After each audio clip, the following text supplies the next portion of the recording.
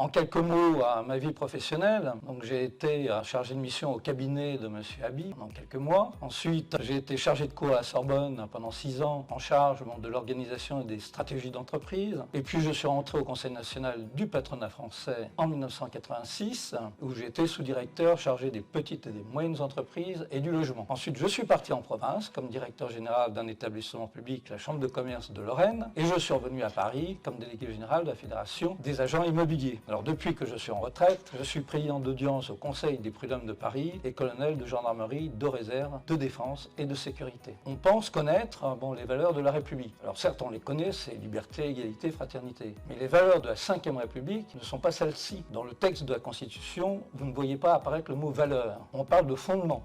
Les fondements, il y en a 3. Il y a d'une part la devise républicaine, liberté, égalité, fraternité. Il y a le drapeau tricolore et puis il y a la Marseillaise. Donc les fondements de la Ve République sont triples. Le droit, c'est la règle minimum. Dans une démocratie, il faut rappeler que sur les 190 ou 194 pays dans le monde, il y a une cinquantaine de pays qui sont démocratiques. Donc connaître les règles de droit est tout à fait important. Or aujourd'hui, on sait qu'on a une multitude de lois votées par le législateur et que ces lois ne sont pas toujours très bien écrites, d'où des textes de jurisprudence très importants. Donc pour vivre ensemble, il faut avoir des bases communes et le droit est une base très importante.